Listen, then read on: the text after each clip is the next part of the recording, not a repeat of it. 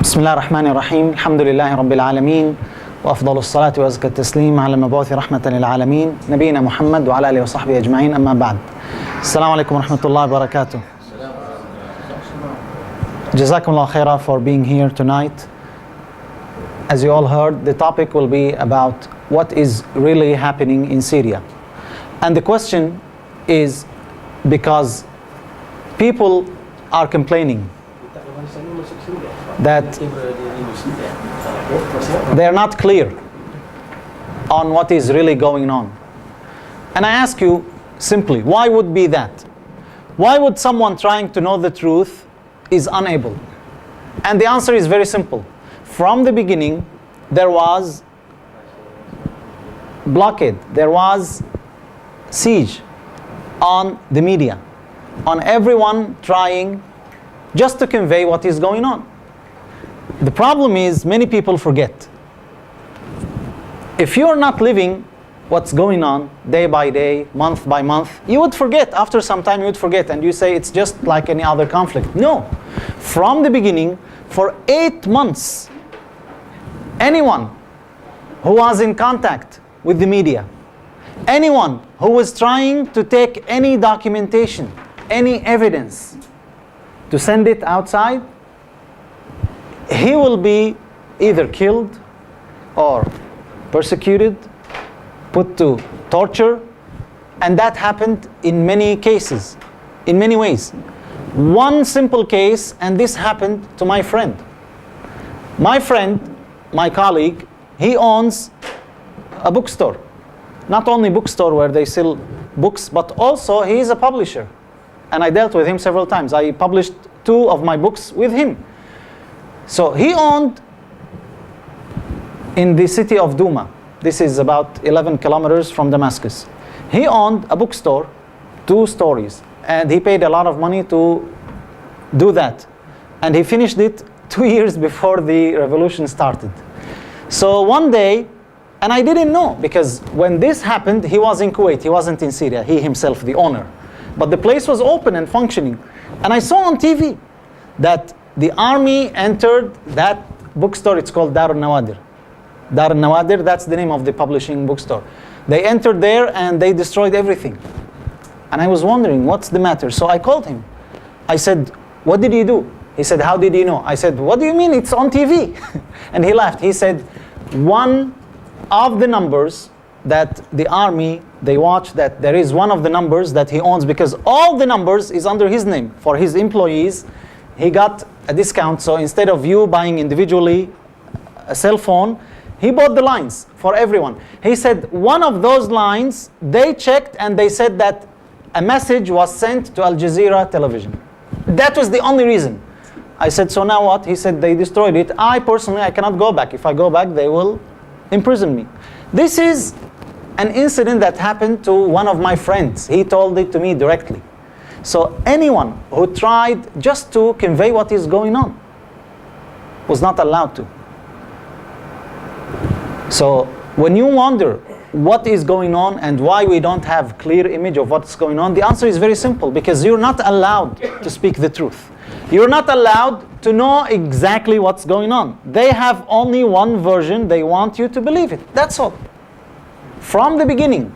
Now, how this all started? Again, this is a question that many people ask. How did this all start and how it reached this level? This ugly level of civil conflict and all these deaths, that the toll is almost 200,000.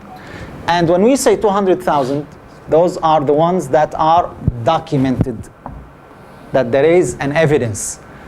Beyond that, there are many people who are killed, who are kidnapped, and you don't know whether they are dead or alive, who are imprisoned. So the number, I would tell you, it would be 500,000 easily, between killed and imprisoned and kidnapped and missing. The number would be like, because it is ugly. Now, I still remember before it started, when we were watching TV, what's going on, and the news came that Tunisia, this is what happened. Then Egypt, this is what happened. I was with one of the colleagues. We were in Birmingham, if I'm not mistaken, either Birmingham or Manchester. And we were watching TV. The news came that, alaykum salam wa rahmatullah, at Tahrir Square, people are celebrating the removal of Hosni Mubarak. So we were laughing and they said, when this will happen in Syria? And I told them, impossible. I told them impossible. Why? Because of what I know. Because of the violent level that I know of the army there and the intelligence forces. So anyways, when this happened in Syria, we were really surprised. But there is no surprise. Why? Because of the fear that people had is already gone. In Syria in particular, this should have happened at least 30 years ago.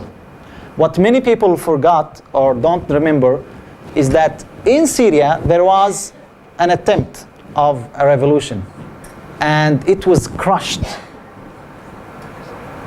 in the early 80s. At that time, there was no social media. People were unable to report easily like we have nowadays. So the army did whatever they want.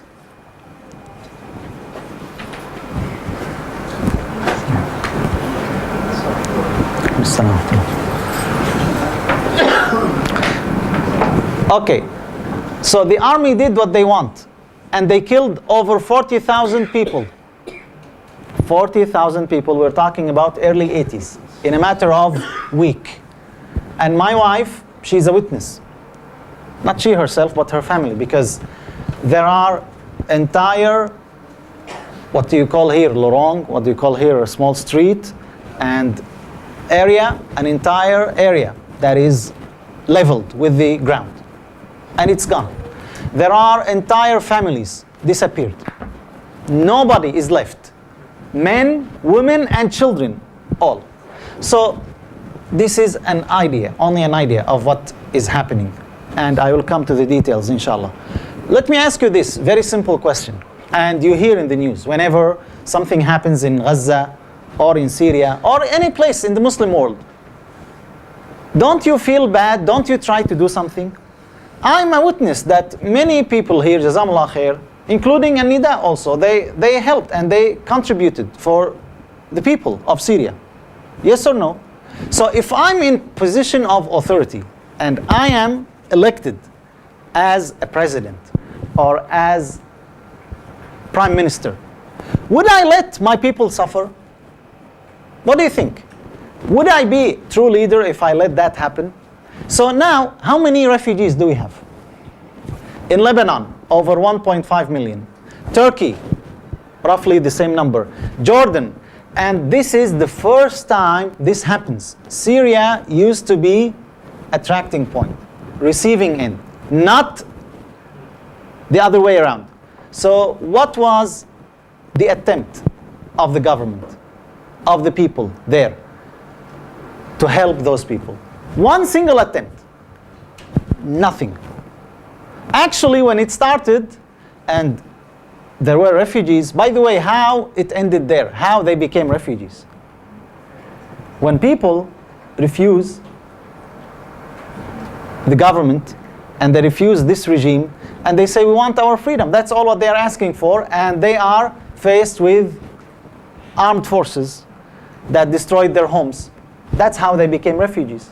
So when they became refugees, what was the attempt? What was the help of the government that is given to them? If you go back and you read, and this is the problem, we have very short memory, we forget. When it started, the first batch of refugees in the official news, they said those are relatives. They only went to visit their relatives in Turkey. They lied. But then when it became obvious, and then after that another group of people, and then another group, and then another, and then it was obvious that what is going on is actually a war between a regime that is corrupt and its own people. And throughout history, never, not even a single time, the regime won. You can fight other people.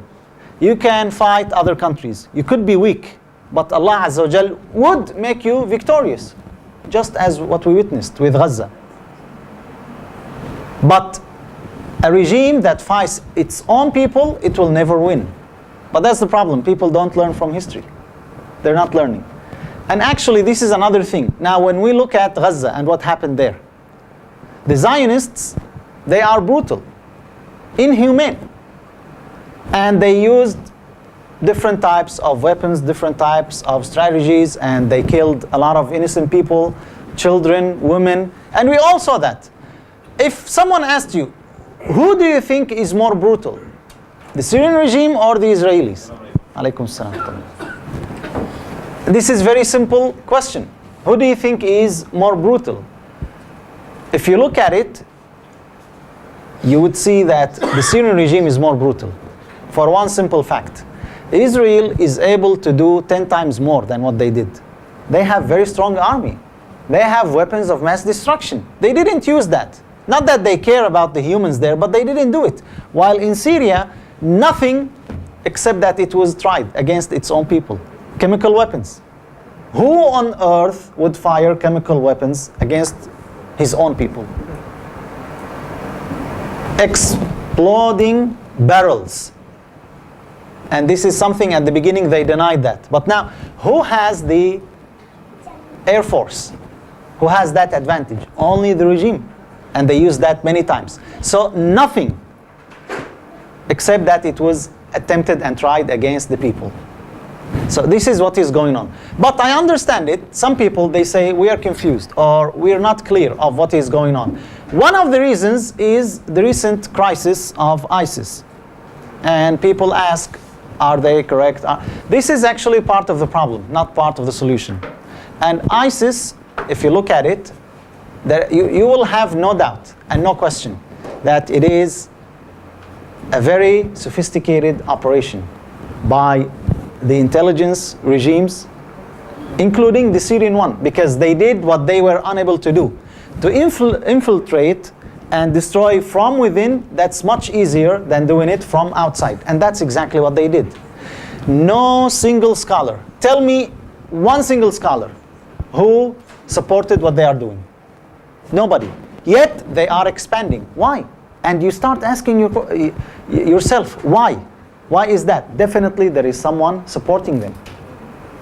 And now we see that. Apparently they are fought by all forces around the world, including America.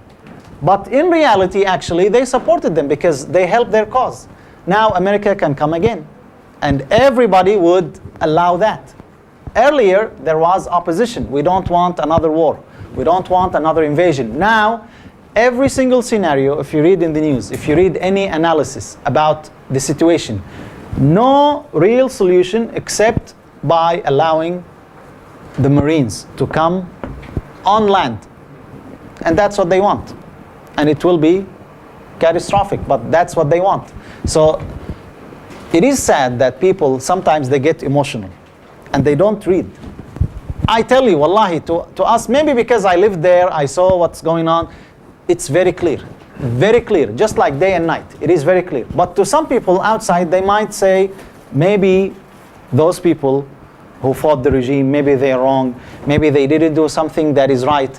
In Syria, you're not allowed to worship Allah subhanahu wa ta'ala properly. You're not allowed. You want to open school. Once you call it Islamic, that's it, forget it. You are not allowed. Recently, women who were wearing niqab, they were transferred. They were prohibited. Earlier, in the early 80s, hijab itself was banned. Inside school. Outside, you're allowed. Now, that was another stage. This was in year 2007, 2008. Women were banned from wearing niqab. Any teacher, any worker who was wearing niqab, she was transferred to another department where there is no interaction with other people. It's only administrative work. That is something that we saw, we witnessed. Why is that? You want to open nightclub? It's very easy. You want to open school, masjid? And I personally, I came back from America and I wanted to help. I said, I'm helping other people. Why wouldn't I help my own people? So I went to one of the people who works in the Islamic affairs, and I told him, that's what I do, and maybe I could give some talks. And he said, yeah, there's no problem. We need that actually, but there is one thing. What is that thing? I have to apply for an interview. They have to meet with me. Who has to meet with me? The intelligence forces. Why? He said, that's the procedure, but I can talk to them. I said, you know what? I don't want this. Why would they have to approve of that? They want to make sure that you are a good citizen. You're not a bad citizen. So unfortunately, even before all what happened, there were many restrictions against people. You want to grow your beard? You're not allowed. You have to have a permit. In the army, you're not allowed to pray. Many things, many things. But now, this happened.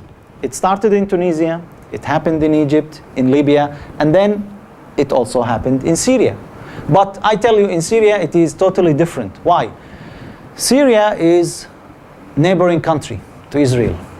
So now, the calculations are different because it is a neighboring country to Israel. Second, they don't have oil. By the way, we do have oil. This is something many people don't know. There is oil in Syria, but not as much as Libya. And that's why people didn't pay a lot of attention. And by the way, now, who is in control of the oil rigs in Syria? Who's in control? ISIS. Yeah. They put their hands on many resources, financial resources, to make them stronger. And that is used against whom? Against the Muslims. Against the Muslims. Now, in all this conflict, in all what was going on, only the Sunni groups that are fighting, only they are labeled as terrorist organizations. The first one was Al-Nusra Front. That was the first one. Why? What did they do? You ask yourself, what did they do? They didn't do anything wrong. Actually, they were the first ones to have a real attack against a target of the government. And immediately, America announced them terrorist organization. Okay, how about ISIS? What about their leader? And many people, they say, oh, he was trained by CIA, by Mossad. It doesn't matter. This was a statement by Edward Snowden, the American spy. But whether this is true or false, this is irrelevant. Why it is irrelevant? Because you look at the facts. You don't only look at speculations or statements from people. You look at the facts. Now, less than a week ago, 3 Kuwaiti activists, they were enlisted on the terrorist watch. That means they are not allowed to have any transactions. And actually, they were temporarily arrested in Kuwait when they arrived in Kuwait. And I know them by name.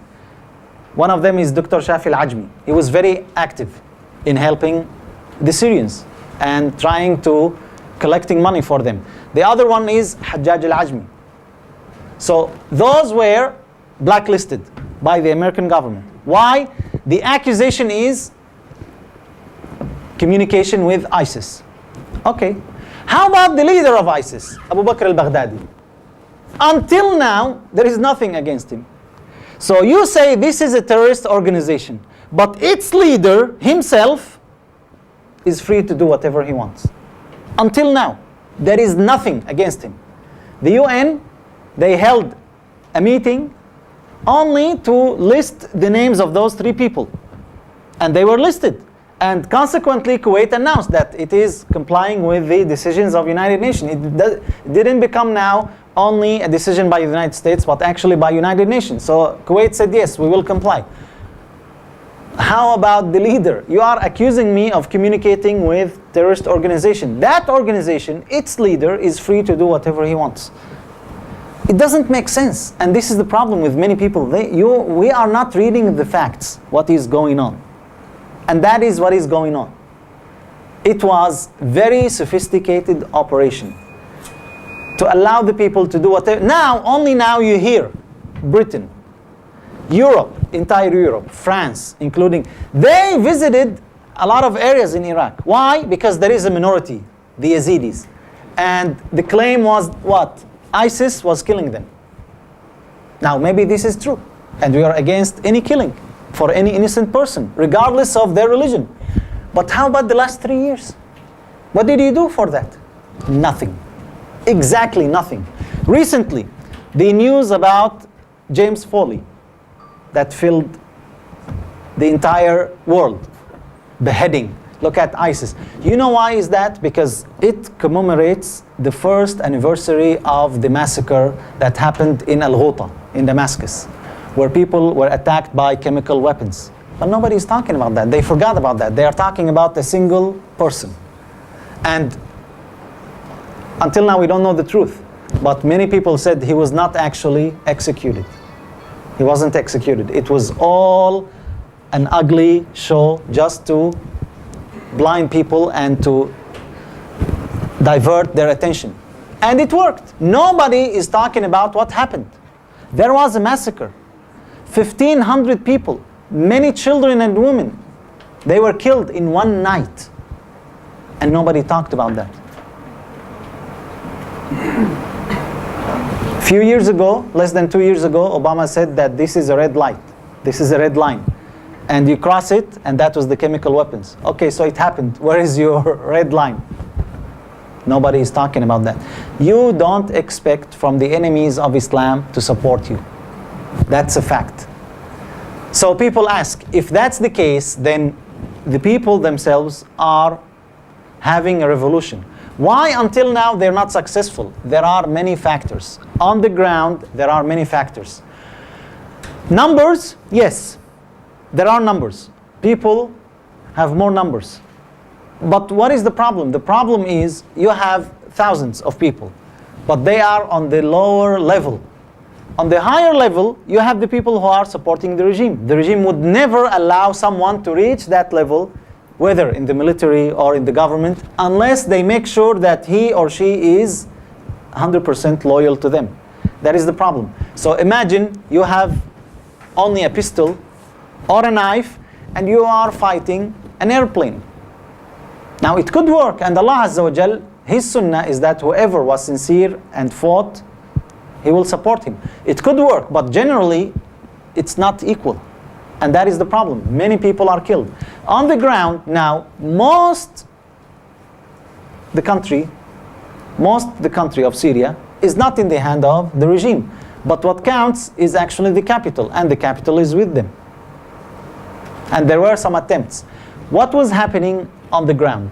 And actually I see what is happening in Syria is a reflection of our entire situation as a Muslim ummah. It shows our entire situation. It shows you that the deviant sects, the deviant groups, Shia, they are united. There were cases of people coming all the way from Afghanistan. From Afghanistan, not from Al-Qaeda, from the Shia. They were funneled by Tehran, by the regime in Iran, and they came to Syria. From Pakistan, from Iraq, and from Lebanon, from Hezbollah. All of them came to Syria, but nobody's talking about that. They are only talking about the Sunni groups. Always Sunni groups are targeted, but what about the Shia groups? There are many groups. In Iraq, when they were fighting American soldiers, how many groups of the Shia were blacklisted, were considered terrorist organizations? Zero. But it is always the Sunni groups, always. So that's the case. When we say it is a war against Islam, that's the truth. It is a war against Islam. Why for Europe and America? Why you ban and threaten anyone who travels to support people? Initially, everyone said what is happening is inhumane. Everybody. America, UK, France, everybody said the regime has to go. People should rule.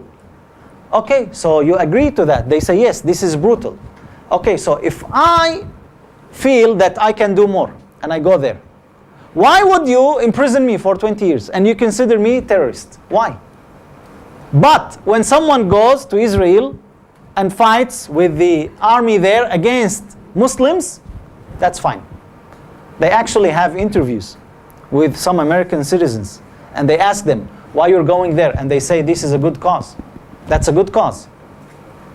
Innocent Israeli civilians, they shouldn't be besieged. They shouldn't be subjected to the missiles of Hamas, the terrorist. That's what they are saying. They are having interviews with them, and they are not shy to say their names. But when a Muslim youth goes to Syria or Iraq, feeling that those people who are killed unjustly, they are defenseless, and I'm trying to help them, I am becoming a terrorist. This is not double standard. That is the standard. And it has always been like that. It is not double standard. That is their standard. If it's Sunni Muslim group, then that's the standard. If it is not Sunni Muslim group, then that is the standard. That's what they have. So again, I'm taking you back and forth because as you see, every now and then you hear about something. Many people said ISIS is not collaborating with America. Otherwise, they wouldn't attack them. Actually, the attack was very well orchestrated. It was engineered right in time and place. Why? Something that many people don't know. ISIS, they have the leadership and they have the people. People, yes, maybe they are clueless. Someone heard that they are accepting foreigners to fight with them against injustice, against tyrant regimes, and they are sympathetic, they are excited, and they go. That is the people, and they are the ones who are attacked. Leadership of ISIS, nobody is talking about them because they are the ones who are running the show. They are the ones who are deciding on any. I heard personally from many people who used to be with ISIS, but they admit, they say, we were wrong. We never thought that this is the reality of ISIS. One of them, just recently, less than a week ago, their most famous blogger, who used to blog on internet and on Twitter, and he announced that everything was a joke. It was a big lie. One of their highest ranked, not in the army, but in the Islamic justice system, Qadi, he was in Al-Ghuta, and again, the same thing. He defected, and he announced that. Other people, they try to do that, but when they are caught, they are killed. That is what's going on. So you have to distinguish. ISIS, as a group, it's not one. They have the leadership. All, they are corrupt. There is no question. Many people within the Syrian Free Army, they said we tried a lot of times to collaborate with them. The regime is there. Walking distance, we could see them. They are attacking us, and we tell them, you have weapons, help us, and they say no. When the attack starts, actually ISIS, they attack them with the regime. They never collaborated. But the individuals, yes, you would have some of the individuals who don't know. They came from Britain, they came from, and I heard that even some people from here. And people ask, what do you think?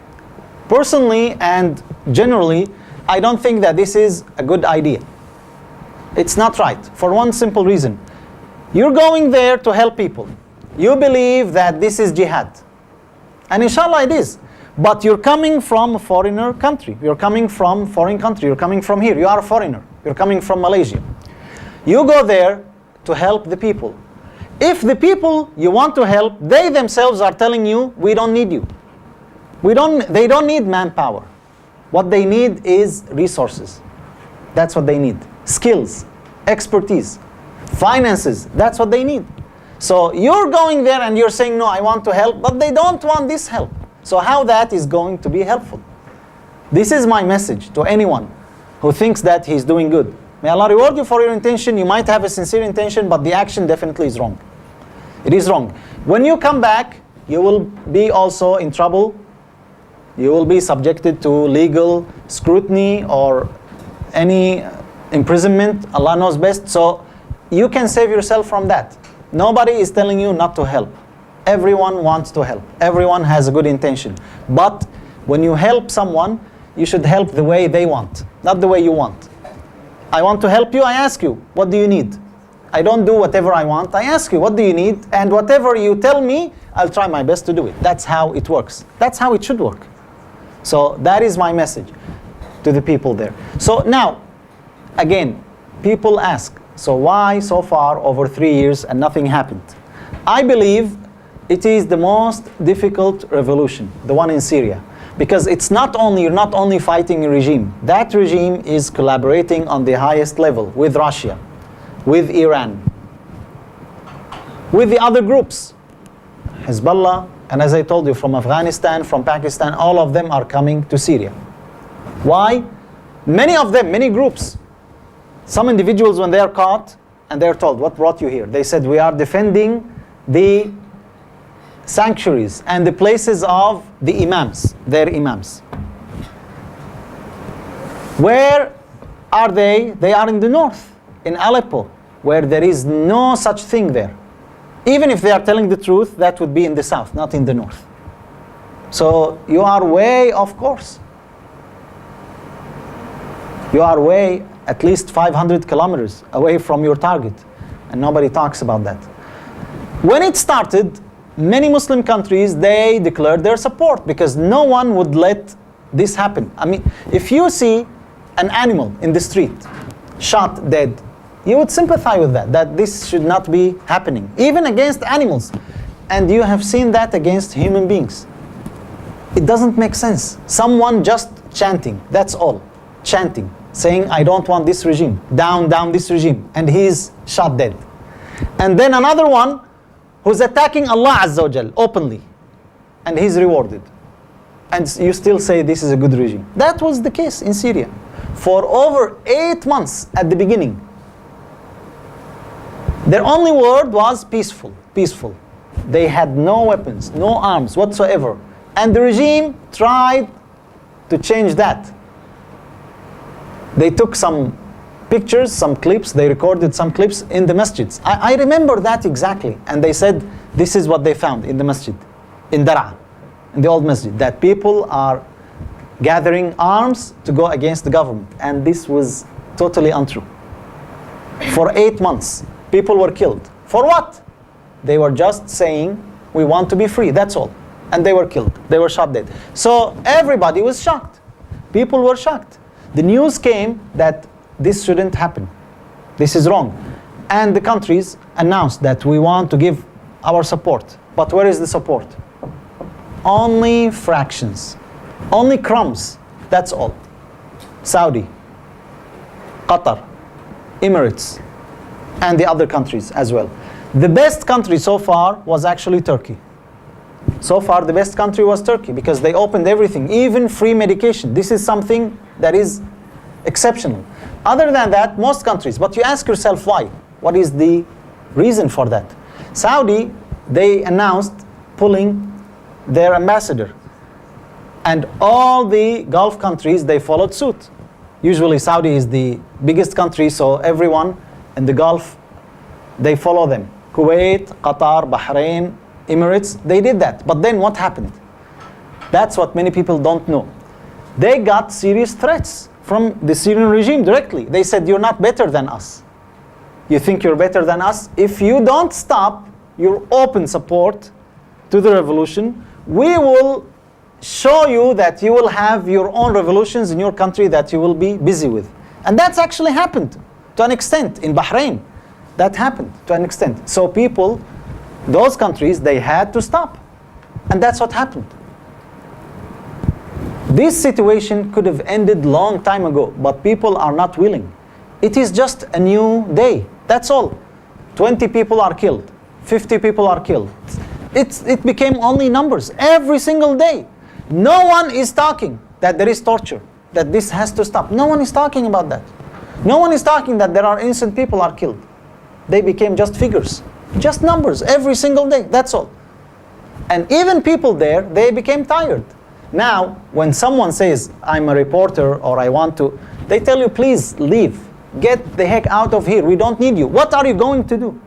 Because people were able to do and they didn't do anything. They didn't do anything. And that is the fact now.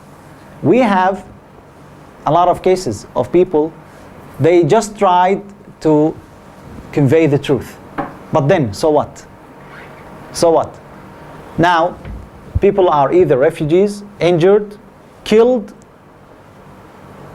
they are homeless, and in the horizon, you see that there is no solution, but actually there is. There is a solution. And regardless of the time, because it's taking a little bit longer, that's true, but there is a reason for that. All is a process of purification. All is a process of testing. It's not only for them, just like what happened in Gaza. Gaza, actually, it's not about the Palestinians. It is about the Muslim Ummah. Are we able to support our brothers and sisters? Or an entire Ummah is unable to fight few millions of the Zionists? That is the case. Same thing also in Syria. Are people able to support the innocent people, to hold justice, or they are letting them fight on their own? So it is actually our responsibility. Now, as I said, the conflict in Syria had many layers. Openly, Europe, America, and other so-called civilized world, they say we are for the people. But what did they do? As a Syrian, you're not allowed to travel to Europe anymore. They announced that there will be some penalties against the Syrian regime. And they had a list of 85 people that they are criminals and they are internationally wanted, but that is not effective at all. It didn't work before, it's not working now, it will never work. But they just want to save face, to say that we did something. As a Syrian, you're not allowed to enter Europe. You're not allowed to enter America. You're not allowed to enter many countries around the world. So where is your support that you're saying? The rich people of Syria, long time ago, they left. They are rich. So who is paying the highest price? It is the innocent people. The poor people. They are the ones who are paying the highest price. Because they have nowhere to go. They cannot stay. But also there is no third option. So they are left with the worst of options. Either they stay, and every single day you hear a terrible story. Every single day. Now, the latest trend in Syria, during night like this time, it's almost impossible to see someone walking down the street because you will be subject to kidnapping. Not directly by the regime, but by people, whether they are supporting the regime or not supporting the regime. There is no security whatsoever. Recently, the last poll showed that Damascus is the worst city to live in the entire world. Now, after a few years back, it was the best city, one of the safest city. You go down anytime, during day or night. But now, that is on purpose. This is left on purpose. The regime is not doing anything because that's not their priority. You're kidnapped, so if you're lucky, you will be spared by paying money. And usually they ask for large sums. That happened to my brother. My brother was kidnapped for 49 days. You could be stopped at any checkpoint with weapons. And that's now armed forces from the army. And they tell you, we need your car. They don't tell you, we are going to hijack the car, or we need the car. Why? We have an operation and it will come back to you tomorrow. This happened to my parents. They were driving, they were going to visit, and they were told, we need the car. Luckily, alhamdulillah, they knew someone, they had his phone number, and alhamdulillah, he answered, and they told him, this is the situation. So he told them, let me talk to the officer in charge. And alhamdulillah, he knew him. I mean, it was amazing. After that, they said, I was telling them long time ago, please leave. Leave, because it's not easy to tell, especially old people, to leave.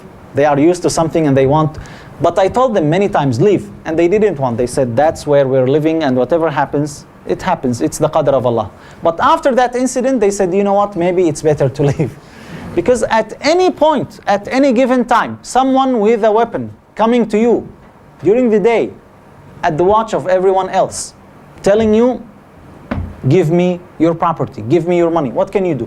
What can you do? You cannot do anything. And that is going on and on and on, day in, day out. That is the situation.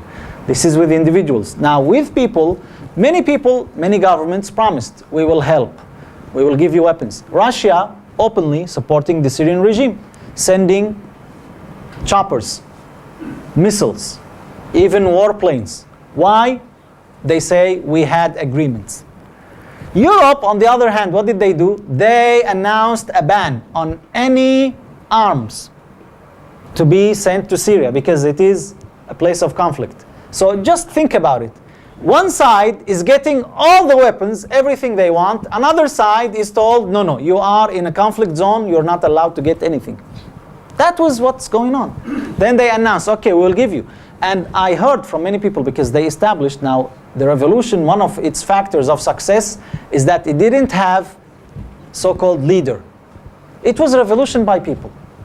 People, they are the ones who led that. Youngsters.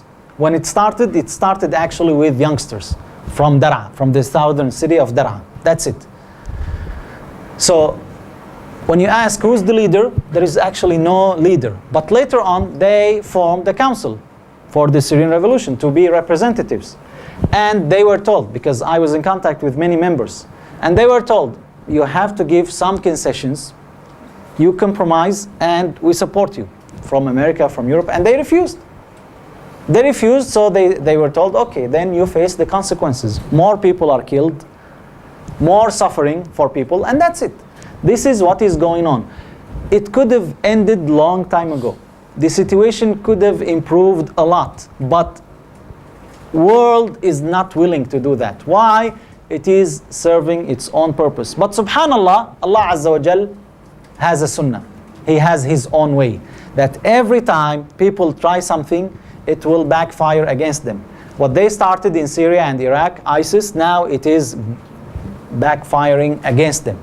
And when they wanted to make it under control, that's what's happening now. They are having some shelling and they are having some attacks, but it will backfire against them because they are the ones who started it. From the beginning, their excuse was, we don't want to give weapons to the wrong hand. We don't want to give weapons to the wrong hand. So it was given to the wrong hand now. What are you going to do? Nothing. Nothing. So this, again, does not mean that we say in Islam there are no extremists. There are. And this happened from the time of the Prophet ﷺ. There was extremism. This is something that some people don't understand when they talk about ISIS, regardless whether they are in collaboration with CIA or not, whether they are good or bad. Look at them, at their ideologies. They are motivated by only one thing. We are Muslims and everybody else is kafir. That's the bottom line. What they killed from Muslims is much more than what the regime killed. What about the non-Muslims? They didn't kill. Even the announcements, now you heard that they killed some of the minorities of the Yazidis. Give us the list. Not even a single person was named. Not even a single person. Now maybe some people became homeless. That's true, maybe. But killed, I personally haven't seen. I have seen many Muslim leaders were killed by ISIS. I have seen their pictures and I've known their names. They were killed by ISIS. But what about other people? No. And that has been their way. Long time ago. They are called Khawarij. From the time of the Prophet ﷺ and the companions. But again, the sunnah of Allah Azza wa Jal will always take its course. That those people, because they are so extreme, they will never be the same. They will never be united. They started as one group and they were divided into three groups. Three major groups. Then they became many groups. And in our time, the same thing. Those people, they announced that they are one group, but shortly they will be divided. But again, you ask yourself, who is supporting them? What is making them known to the entire world? Despite the fact that every single scholar is denouncing their acts. And you still have some Muslims saying, we are supporting them. When you see repeated warnings against something, yet still it is coming, that means there is someone supporting it. Definitely. So that's why I'm telling you, it is a very sophisticated operation by governments of the non-Muslims. Why? To attack jihad, to tell you this is jihad. You want Islamic State? That is the Islamic State. And actually they called it the Islamic State. Is that what you want? Beheading? Everybody would say no. So they say, okay, so stop jihad, stop fighting, accept anything. And that's what they want. So this is, in a nutshell, briefly, what is happening. I hope it answers some of the questions, and I'm leaving enough time for your questions, if you still have specific questions, because what I mentioned is less than what I know, is less than what is happening. What is happening is far more than what I just mentioned in 1 hour. It has been going on for over 3 years now. And to just brief it in 1 hour, that is not possible. But I tried to give you the main things of what is happening. So we still have at least 20 minutes. If you have any question. please feel free and I will answer it inshallah. Plainly, is ISIS strategy of US? Is ISIS strategy of US? What do you mean? Like That this is a ploy, this is a plan to fight Islam? yes, along the definitely. strategy? Yes, definitely. I have no doubt whatsoever that the leadership, at least of ISIS, because you look at it, they are achieving what nobody could achieve. You attack Islam, you attack jihad, you cannot do that. Jihad is part of Islam, whether you like it or you don't like it. The Prophet ﷺ mentioned that. But you show people what so-called jihad is doing on the hands of those people, everybody would run away from it. Everybody would say, we don't want that. So this is what you see. At the beginning, when they started, I'm telling you, one of the leaders, his name was Abu al-Qaqa. He destroyed 14 tanks. 14 tanks. He was a sniper. Who killed him? ISIS. And when he was killed, he was saying, Ashhadu an la ilaha illa, and the clip is still available. Who did that? The regime announced $200 million prize on his head for whoever is able to catch him. Eventually, he was killed by ISIS. Many of the people who are on the ground there, they personally told me that the worst they have seen is from ISIS. Not from the regime, despite the fact that the regime is brutal, not from... So you ask yourself, how they came? We are, Muslims, to be honest, we lack organization. We lack vision. But you see them very specific in their vision, very strategic in their movements. Now, we don't have proof that they are collaborating directly, as I said. But you look at the goals, you look at the consequences, you have no doubt that it is not necessarily only United States. Even the Shia in Iraq, what many people don't know, and they think that they are fighting al-Maliki. No, actually al-Maliki, it helped him. Not personally, but as a group. Yes, personally he was impeached. But the entire group of Shia now is getting stronger in Iraq. Because now they are united against one goal. They don't see ISIS, they see the Sunni Muslims, and that's it. So I say definitely ISIS is helping the goal of the enemies of Islam. They believe the belief of the Khawarij, the people that the Prophet ﷺ said about them, they are the dogs of the hellfire. They kill the Muslims and they leave the non-Muslims. You look at the death toll on their hands, you see the vast majority, like 99.9%, only Muslims. They killed only Muslims. You give the pledge, you become a Muslim. You don't give the pledge to their Khalifa, you are subject to death. That's it. You gave the pledge and then later you change your mind, you are also going to be killed. That is their way. And it happened recently, just recently in Al-Raqqa, the city of Al-Raqqa in Syria. They took control over the airport there. Not the civil one, but the military one. And you wonder how this happened in few days. Only few days. This Free Syrian Army, they were trying for months to take control over it and they couldn't. But those people, within few days, they got it. How? It was a plot between them and the regime in Syria.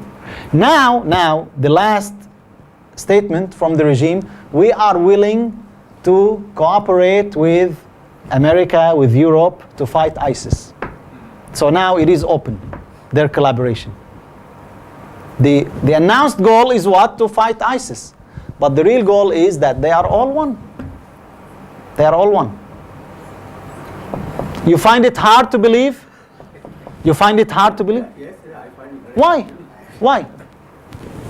What is stated in publicly in the open? Yes. One thing what's happening is What is stated in publicly? With ISIS, tell me one good thing they did. One good thing, just one good thing they did. Not they said, because you can say anything. And many people are able to say a lot of things. But what one good thing they did? the bombing of that to help the Zaydis. To help? The Zaydis who hold up in the mountains. Then there was a bombing of the ISIS positions by the US? As I told you, this is part of their plan. Even your own brother, you would have some disagreement with him. And when you find him transgressing, you have to stop him. What they did, now you're talking about America, what they did is not against the leadership of ISIS. It is against the people.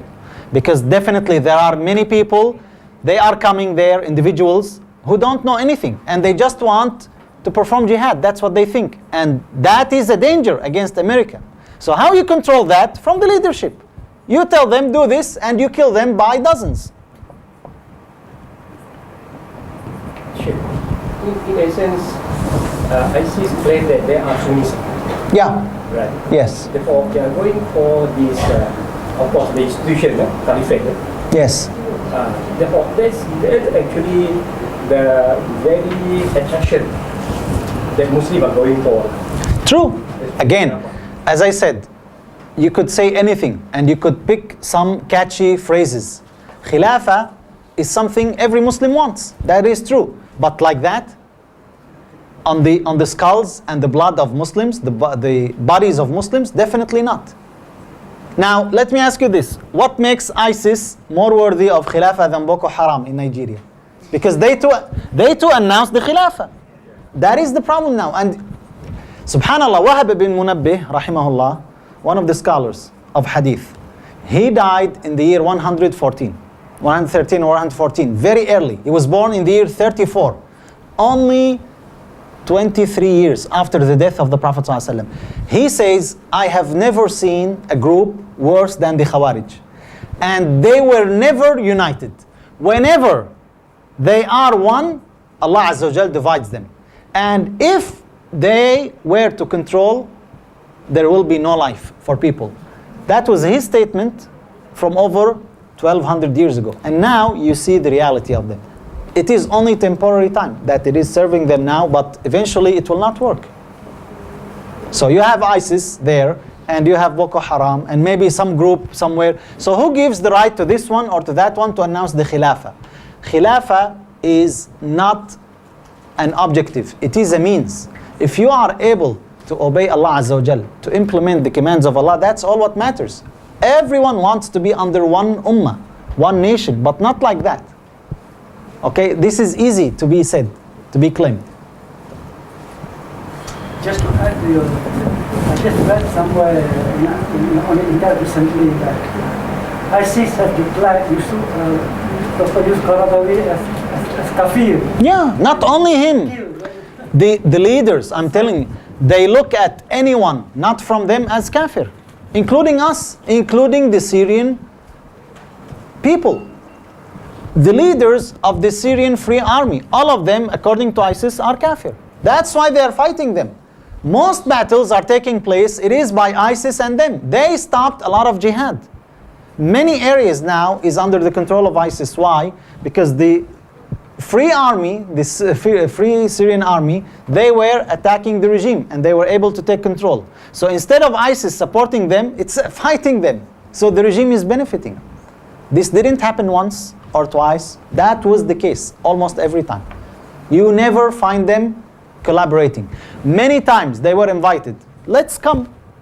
There is jurists, Council of Muslim Jurists, and they will judge whether what we did is wrong or what you did is wrong. They never accepted that.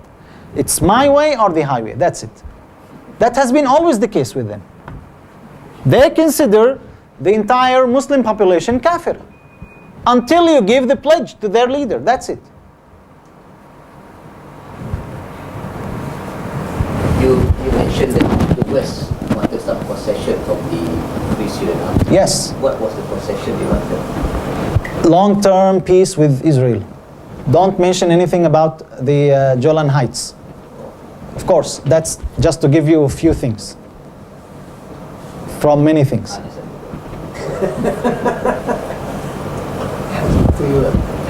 Now, what they failed to see or to find, they were trying to see, just like Afghanistan, who would be their boy there, who would be their man, and they couldn't find. Alhamdulillah, so far, not because all Syrian people are good, but for a long time, this was the propaganda that Israel is evil and America and so on and so forth. There was not a true leader from Syria that anybody would look at him as a leader, because the regime killed anyone that they would feel or believe that he is a threat. So America and Europe, they wanted to find this person that they could deal with, and they couldn't find. Because every time they think that this is our man. But he's not representing everyone. That, on one hand, you look at it, you see it as a negative thing. But on another hand, it's actually a good thing. Because no one is able to represent the entire people of Syria. But who's the leading faction now in Syria? Is it the FSA? To an extent. To an extent. The Nusra is in the same coalition as the rest. In coalition, now unfortunately what happened before, many groups, including Qatar, they pressed the fighters and they told them you cannot fight as divided groups. And that is a fact.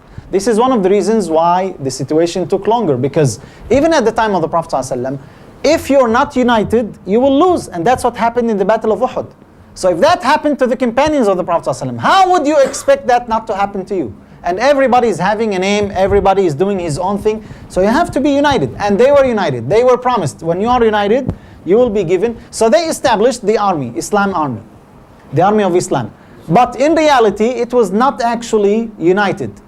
They just tried to do that. And recently they decided that no, we will go back to what we have been doing before. It is sad, but that's what's happening.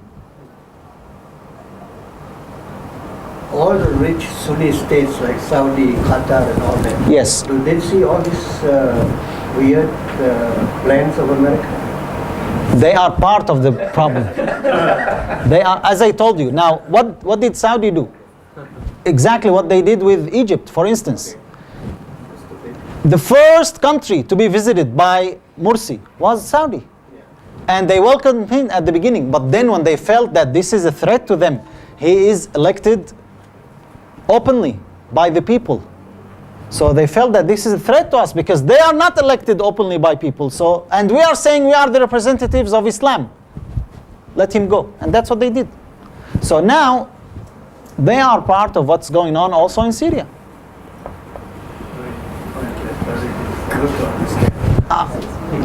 I find it very clear, actually, very clear. Because they announced that we will help the people of Syria. You look at what they did to the non-Muslims, to the kuffar, 10 times what they did to Syria. Is that what they are able to do? Just on a very simple example. The refugees in Jordan. They announced that they will build houses for them. And all what they did, giving like maybe $25 million. That's all. Is that what an entire country like Saudi can do? So it's obvious. It is obvious. As long as we are ruling in Saudi, it doesn't matter. Whatever happens, it doesn't matter. But let us say or stay able to say that we are representatives of Muslims. That's what they are doing. They are actually part of the problem, not part of the solution. Openly, they announced that they don't want Iran and the Shia to control Syria. On the other hand, Iran also is saying that we are not allowing Syria to fall. If Syria fell, that was openly their statement. If Syria fell, Tehran will fall. And that's why you find in Syria Iranian men with the army, with the Syrian army, but you never find Saudis. The Saudis who went individually, they were banned. They were told, whenever you come, you will be imprisoned minimum for 10 years. So, what do you think? On one hand, you are welcome and you are given privileges when you go there. And it is coordinated on the highest level. On the other hand, you are an outlaw if you go there. What is the feeling of the people, the general people in Syria? Who do they support? Do they support, do they have any support for the regime, support for ISIS, support for the other groups? You don't have one single opinion because people are different. But the vast majority, without a doubt, they want their freedom. They want an alternative. They don't want the regime. That is the vast majority of people. even inside Damascus. But some people, on the other hand, they say we're just tired. We're just tired of all of this. We want our life back because we cannot live like that any longer. We have no job, no financial help, no. So that's another group. Then you have another group, they are welcoming anyone, whoever is in charge. Now it is the regime, so they are with the regime. If the regime changed, they are with that. So you have that. But the vast majority of people, they are against him. They're against the regime. So when you say they want freedom, what does that mean? Democracy, Khalifa, what kind of freedom do you mean? Both, but even the Muslim groups, they don't look directly, as I said, as establishing Khilafah, because establishing Khilafah is a means, it's not a goal on its own. The purpose of it is to be able to implement Islam. As long as you're able to do that, there is no problem. The Syrian people, by nature, they are practicing Muslims. Now, we have some minorities, some Christians and some other groups, and the regime actually tried to play on that fact. In the southern city, there is a small city called Suwaida. This is neighboring city to Dar'a. And they are from the extreme group of the Batiniya. They are extreme Shia. Druze. Very bad group. But actually, until now, their situation, until now, they are neutral. It could have been much worse. And that is good. Many times the regime tried to entice them to fight the Sunnis, because they are living around Sunni tribes and Sunni cities like Dar'a and Hawran and the other areas. And they refused. Until now, they refused, despite the privileges that is given to them by the regime, but they are neutral. It could have been much worse. And they realized that this regime belongs to minority. When it goes, they will not have any supporters. So they better stay good with their neighbors. You mentioned just now that the vast majority in Syria wants freedom. Yes. Is there any leadership to spearhead for that movement? As I told you, the nature of the revolution is that it's not very organized. It's just spontaneous from the people. They try to have a coalition. It's called Al-I'tilaf. They try to have the National Council also, where 250 representatives from all factions, from all parts of Syria, including the Christians, was elected. And they have a leader. Every 2 years is elected. They did that. But you cannot declare that this is the leader of the revolution, because there was no leader. It started with only few children in Dar'a. And then it followed suit in Homs and in other cities. In that case, there is no progress then, because there are so many groups, but they are fragmented. True, So true. nothing can be achieved. No, we cannot say nothing can be achieved or there is no progress. There is progress. But everybody is saying now we have one goal. Let the regime leave and then we work our own issues. It will not be easy. Nobody is saying it will be uphill. It will be difficult, just like what happened in Libya. They said we want the regime to go. Gaddafi, he was the problem. He went, but it didn't work so well until now. But again, there are many hands playing, not only Libya. And recently, you hear Egypt and Emirates, they bombed some places inside Libya. So let people decide on their own and everything will be fine, inshallah.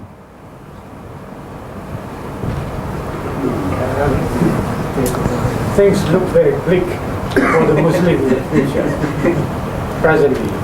But what does the Quran say? Is there any indication in the Quran that one day the Muslim world will come up in?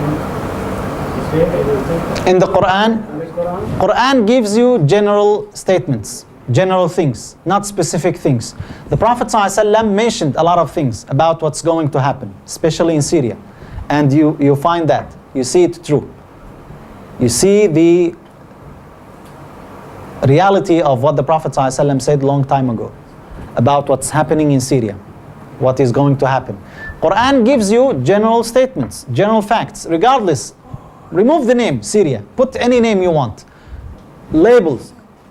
Wherever there is justice, you have to be supporter to it. That's what Allah Azza wa Jalla says. Wherever and whenever there is injustice, you have to stand upright against it. يا أيها الذين آمنوا كونوا قوامين بالقسط شهداء لله. That's what Allah Azza wa Jal commands us. So that's why I don't think that it is unclear. It is very clear. This is group of people, started with very small group, and then it became large group. All what they were saying, we want to be free. We don't want to be imprisoned just because of opinion that we expressed. We don't want to be ruled forever by only one family. That's our choice. This is our land. That's all. And because of what they said, they were killed and they were imprisoned. So I don't think that this is not clear. It is very clear. So in the meantime, what should the Muslim in the rest of the world do for this thing? Because you say just now you don't encourage foreigners to come to Syria. Yes, I don't encourage them to go there because you want to go there to help the people. And the people are telling you don't come. Instead, help us in other ways. What way? Many ways. Financial, that's one of the ways. Now, the infrastructure is destroyed. If you love your country, you would never do that. Who destroyed the infrastructure? Who had from the beginning, all what they said, neutralize the air forces. That's all. And we would take care of the rest. But even that was not done. This was done in Libya, and that's why it was easy. They say we don't want any foreign forces, any occupation whatsoever inside Syria. We just want to neutralize the air force, and we will take care of the rest. But even that didn't happen. So whatever we can help to rebuild the infrastructure, we're trying now. We're having a project, inshallah, in Turkey for education. Because those people, they will come back and inshallah. So there are many ways to help. Not initially just to go there physically by yourself and help. Just like in Gaza. Gaza, do they or don't they need our help? Physically, they don't need our help. They have a lot of people, alhamdulillah. But they need other ways of help. The same thing in Syria. See, the problem is you say just now there is no leadership for the vast majority of people want freedom. So where do you channel the help? There is no unified leadership. That doesn't mean there are no representatives. That doesn't mean there is no work going on. There is. This is happening. So there are groups of people. They are representative. They have some people to represent them. There are some works. But to have one single leader, I think this is one of the good things. Initially, yes, it is not good. You should have one leader. But if that happened, I guarantee you within a week, he will be killed. That's the way of the regime. So maybe this is a good thing, actually, not a bad thing. There are people working, there are projects, there are people united, there is a lot of work. But to just sit and say, oh, if they are not there, so we will not help. No, I don't think this is the right way. We do whatever we can. Whatever we can. Imagine this is happening in your place or in a neighboring country. What would you do? You cannot just turn your head because actually you look at it as it's like dominoes. They started there, they are trying to pull every country to that.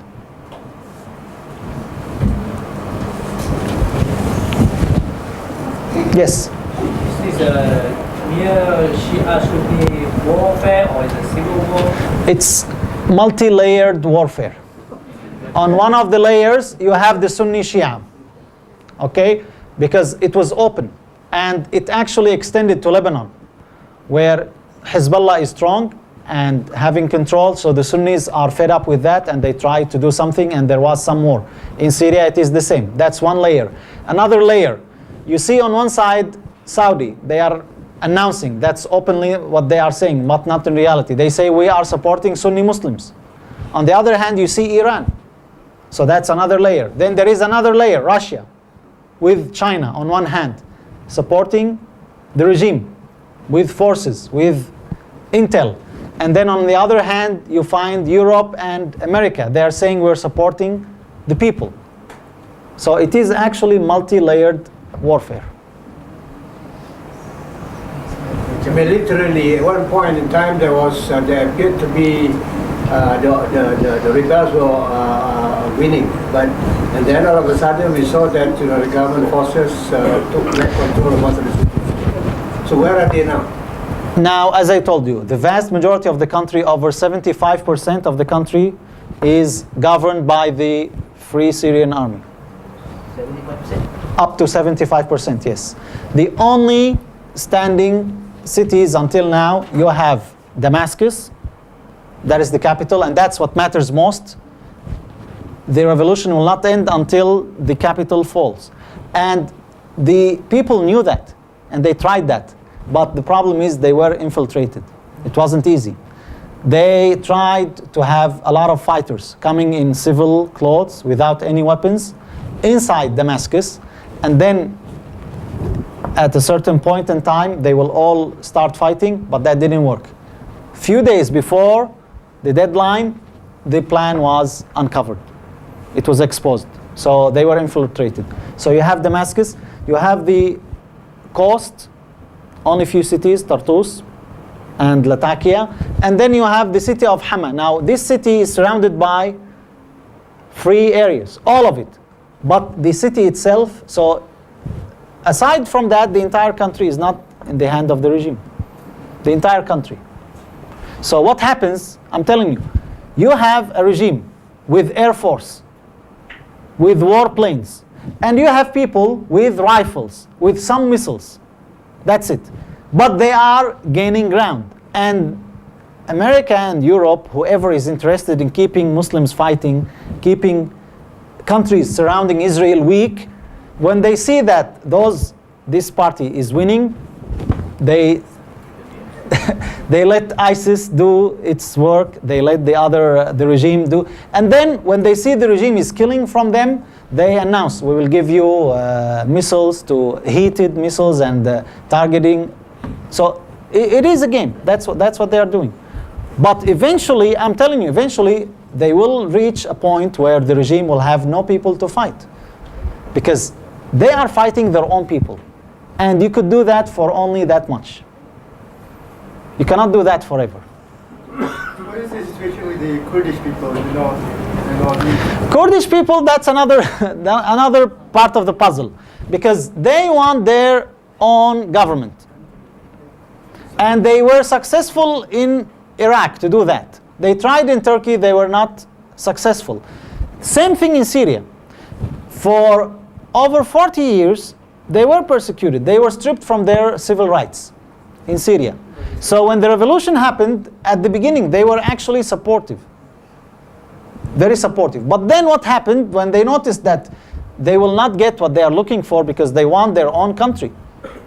And they tried to do their own thing, just like what happened in Iraq, where they have the president from them and they have their own government. So they are trying to do that. So far, you could say they are neutral.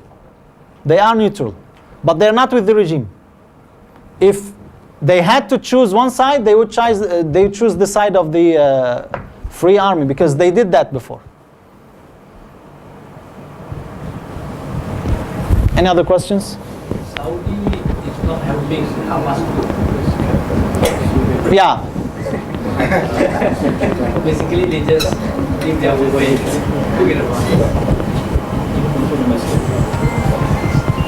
What could have been done is much more. You don't ask people to do everything, but at least what you can do. And I look at what is done, and I say what could have been done is much more. And that's why they should be blamed. Is this anything to do with the so-called Wahhabism? In what sense? They are not helping the Hamas. Now, part of it, yes. Part of it, yes. They say that Hamas is a front of Muslim Brotherhood, and they are a danger on the Muslim Ummah. So that's why they supported the regime in Egypt to impeach the Muslim Brotherhood and their president. And that's why in Emirates also they are doing the same thing. And part of it also about not supporting enough Hamas as well. Yeah, that's part of it.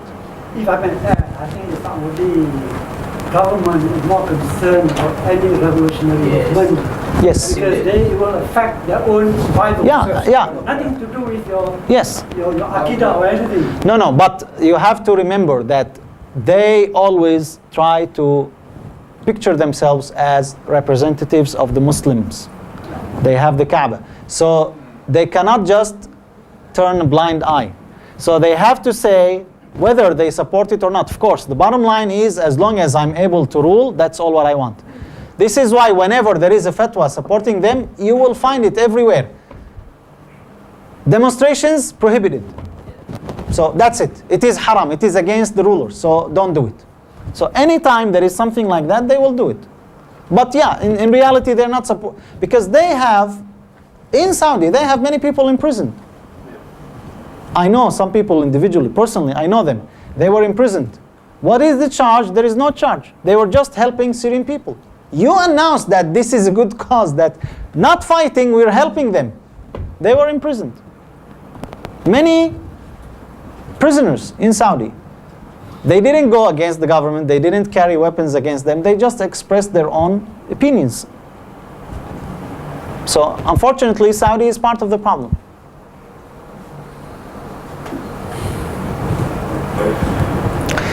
Any questions, Madam Muslimah? This is all The way you see Syria achieving stability and peace by itself. That's right.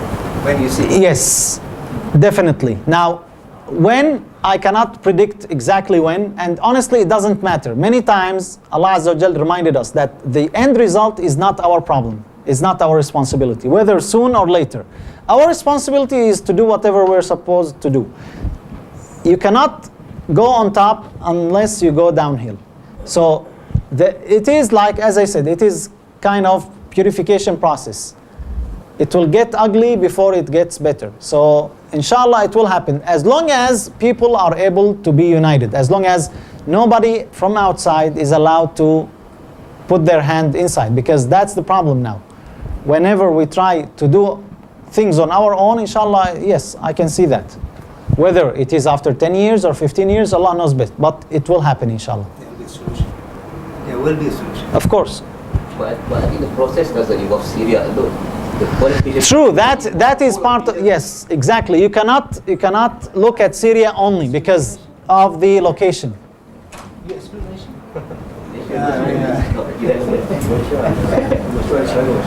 So this is the second part of the talk now. What is happening in Selangor? I thought it was Yeah, that's the lady. The ladies bit.